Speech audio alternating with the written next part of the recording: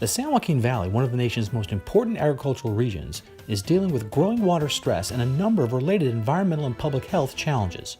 Large parts of the valley, for example, have become increasingly dependent on unsustainable groundwater pumping. How do we tackle the valley's water issues in a cooperative, coordinated manner? We'll ask our guest, Ellen Hanak, Director of the Water Policy Center for the Nonpartisan Public Policy Institute of California, and lead author of a report entitled Water Stress and a Changing San Joaquin Valley. The San Joaquin Valley's Water Challenges, a comprehensive review. Additional funding for the Maddie Report made possible by a grant from The Wonderful Company, harvesting health and happiness around the world. From the California Channel at the State Capitol and the Maddie Institute, it's the Maddie Report with Executive Director of the Maddie Institute, Mark Kepler. Welcome. Water is the foundation of America's most productive farmland, California's San Joaquin Valley. Recently, the Nonpartisan Public Policy Institute of California published a comprehensive report dealing with the valley's growing water imbalance and what it means not only for valley agriculture, but the valley's environment and public health. Ellen Hanak, the director of the PPIC's Water Policy Center and the author of that report, is our guest. Welcome to the Maddie Report. Thank you. So, how did the ag industry become so dominant in the San Joaquin Valley? You know, ag has really been a key industry in the San Joaquin Valley since the 19th century. And it's continued to really be a big part of the economy, even to this day. It's changed over time, though, hasn't it? It has changed a lot. It continues to change. It's a very dynamic and creative sector. It used to be cotton was very big, and now that's not so much. Other crops are more important. Even, you go not that far back, 1980, there were over 1 million acres of cotton irrigated, and now we're down to, practically trace amounts of cotton. What's happened over time since then is big expansion in orchards, both for nuts and for fruits. Almonds, you drive around right now, they're in flower, they're beautiful. And also a big expansion in dairy and the crops related to that. So there's kind of some confusion about the size of farms. And are they large, are they small, are they some kind of combination? All of the above, yeah. We were quite surprised to see this actually. There are about 20,000 irrigated farms in the 8-county San Joaquin Valley. And so the acreage you're talking about, I think you said in your report that farms with less than 500 acres are about 25% That's of right. irrigated farms. So it's not as large as maybe some people think. Well, right. So you've had some consolidation happening over time, and there are some very big farms, but there's still just a lot of farms that are not that big. Actually, one of the biggest categories is quite tiny farms of 10 acres or less. Yeah, but they're very important for some of the local economies. Exactly, and for some communities. Yeah. Your farmers markets, those are often going to be those little farms. Yeah, and those are increasingly cropping up, no pun intended, in the area. Let me ask you about how farmers are doing economically. Are they doing well or not so well? Farming is one of those risky jobs in the sense that, you got to worry about all your inputs, but then you also got to worry about what's going to happen to your crop prices. And those move around a lot. But I can say that, over time, revenues have been increasing. Inflation-adjusted revenues have been increasing quite a bit in the valley, and that's because of these crop shifts. And, people like both California, national and international markets like California products. I'm just wondering, I don't want to get too far afield here, but just the situation with the trade with other countries, that's going to really impact California agriculture, I assume. It could, I think California ag would like the market to stay open for California produce. A lot of the stuff ends up in Asia, and so that's got some big implications. What are some of the new management challenges that have come about as a result of different crops? You've got increased dairies, and frankly, the growing vulnerability to water scarcity. Right. So, the valley is a great place for agriculture if you can add the water, because it's pretty dry here in the summer. That means you can manage crops very well if you can add the water, but water is a scarce commodity here, and it's going to become scarcer over time as the region has to get its groundwater basin into balance. So you've got situations where the price of water is going up.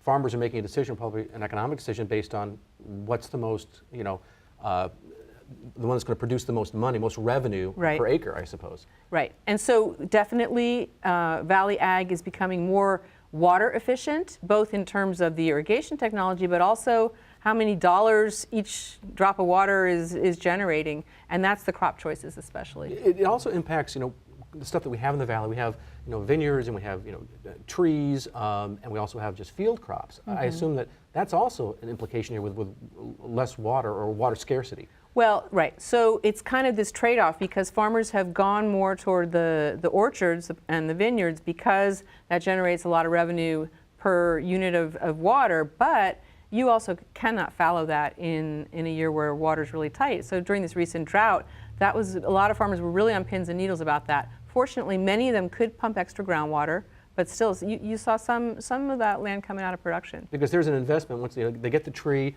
finally producing, and if they have a bad water situation, they lose that asset. You know, you think about it, we have a drought every summer, right? You got to water those trees or else they don't stick around. Yeah, that's true. Well, thanks for that overview of the changing nature of the valley's agriculture.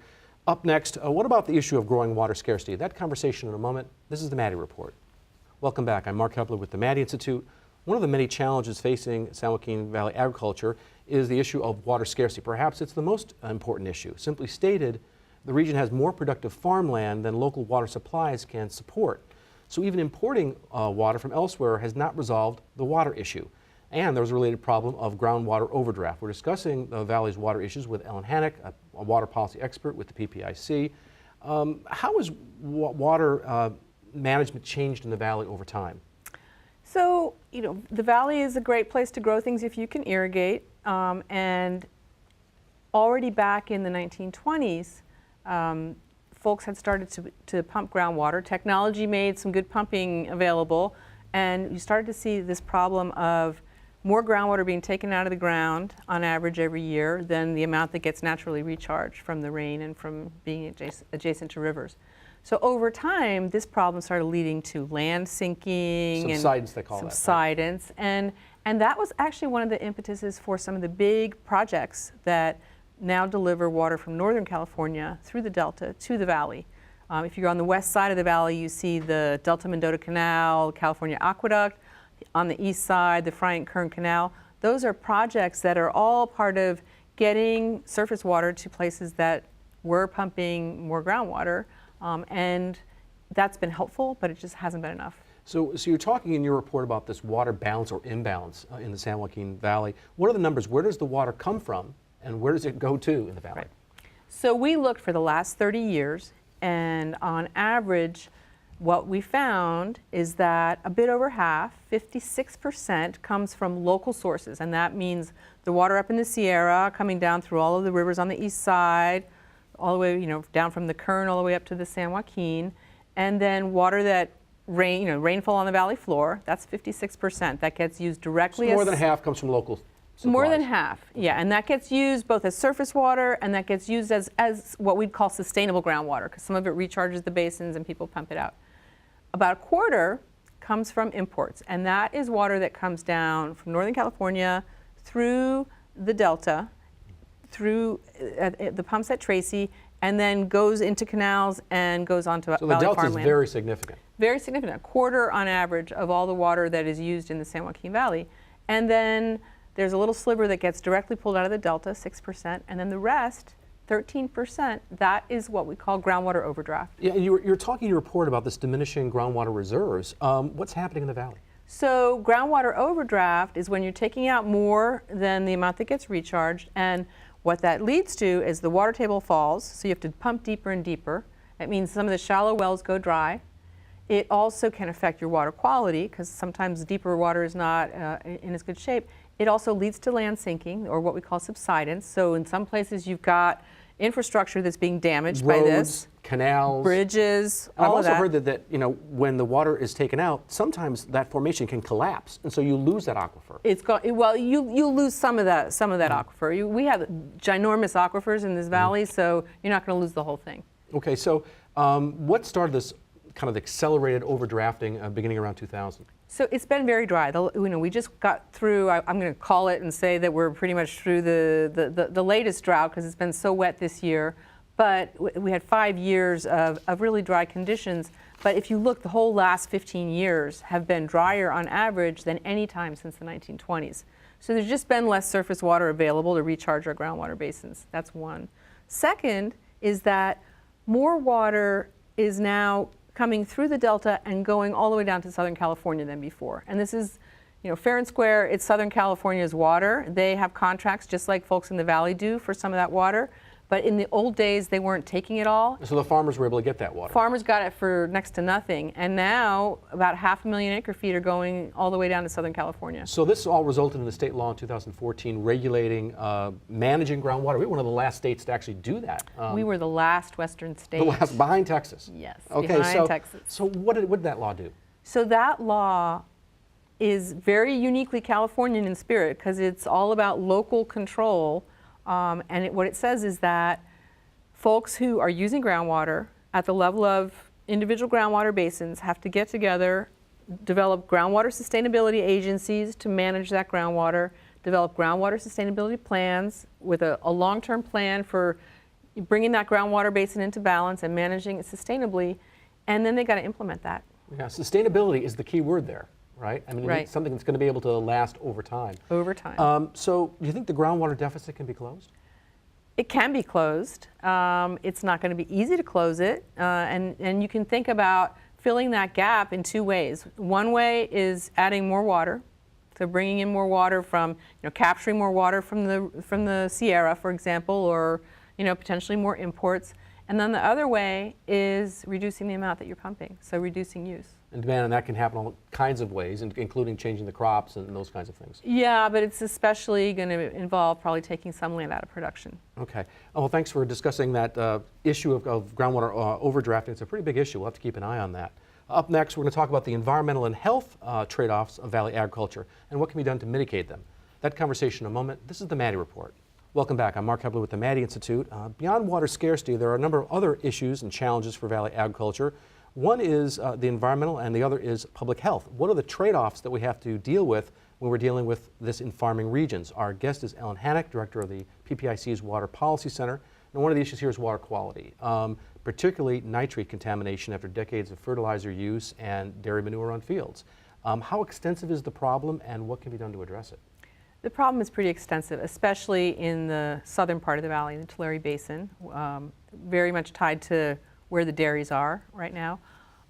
And the estimates that came out a couple years ago about this were that there are about 250,000 residents whose water sources are potentially contaminated by nitrate, which is a pretty dangerous thing at high levels. Yeah, that was a pretty big report they did a few years ago. That was a big study, and it was, it was long in coming, really, and it was, a credit to the environmental justice community for really pushing to kind of get this on the radar at the state level. And that's about, I think I was reading your report, about 11% of that region's population. Correct. And that can cause some serious medical issues. A blue baby syndrome. Blue baby syndrome is the one that, especially, vulnerable populations are always the ones most affected by these kinds of things, and young children especially. Okay, so that's one issue. Another issue deals with salt accumulation in soils and in groundwater. That causes another problem.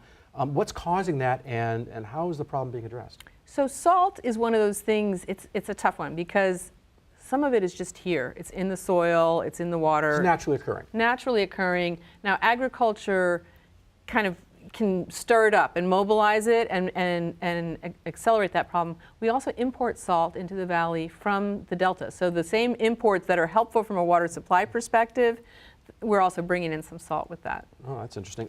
The other issue is air quality. So there have been noticeable improvements in air quality in the San Joaquin Valley over the years. It still, though, has the worst air quality in the nation. Part of this is the natural environment. We live in this gigantic bowl surrounded by mountains. And there's also this, it's growing, right? So there's more traffic, and that's contributing to the problem as well. But what about farming operations? What impact did they have on air quality? So if you think about it, farming stirs up the air, and there's dust, there's particulate matter, sort of some of the big particles that can cause asthma and other problems. And so over time, valley agriculture has been one of the regulated industries in order to manage that dust, especially sort of when tractors and other farm equipment is moving on fields. Also managing ag waste. So there was a move toward biodigesters, but that has run into some economic difficulties.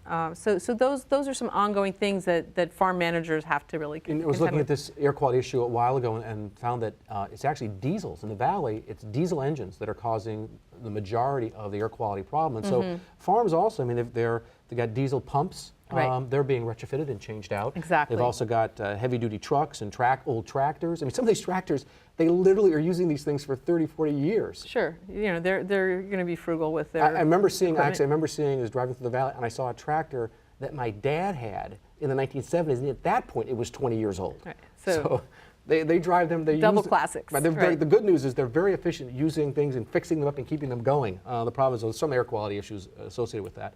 Let's talk about some of the other environmental impacts and implications for agriculture.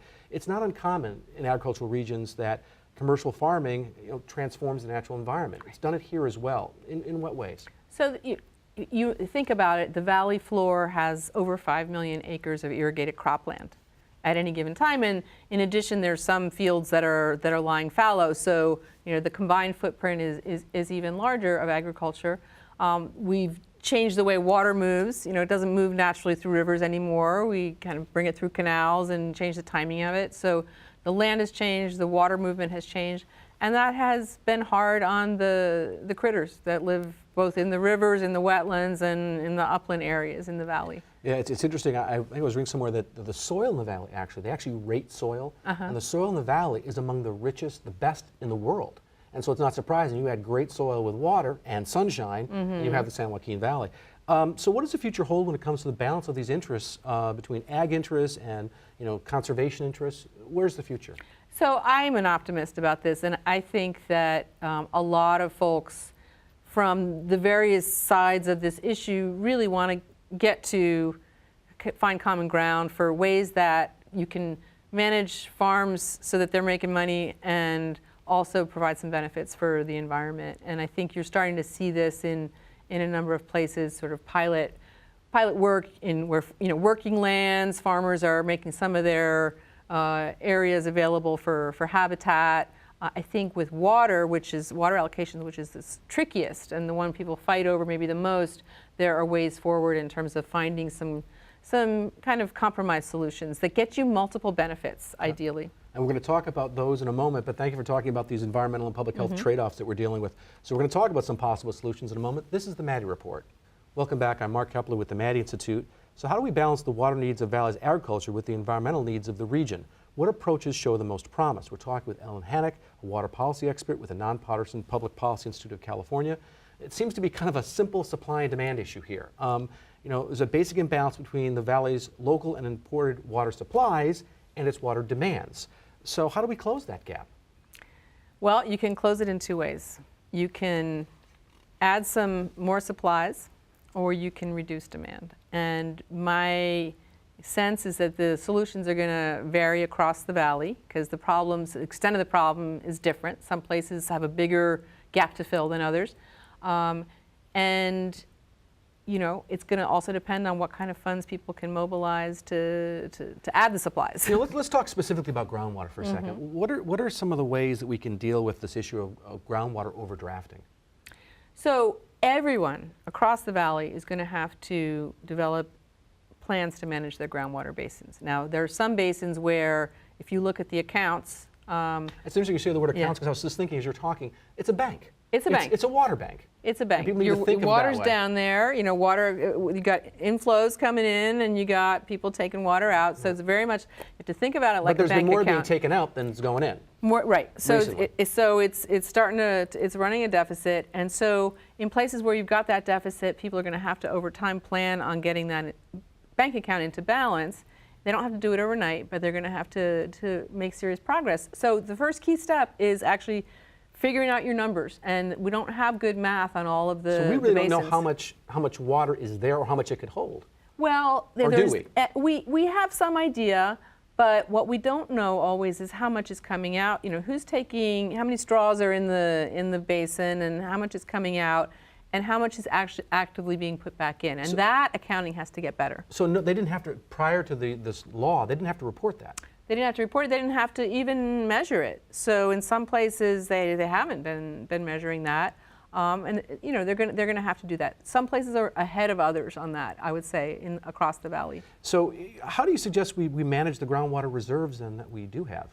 So, I think a key thing is incentivizing people to add more water, to recharge water. So right now we're in a wet year, fortunately, after some years of drought. There's a lot of extra water around. You want to get that into the ground, and you can get that into the ground through recharge basins, which are places that are really good for water seeping into the ground. Usually on the periphery of a town. Often on the periphery of a town, sometimes right in towns, like Fresno has some. We do. Yeah.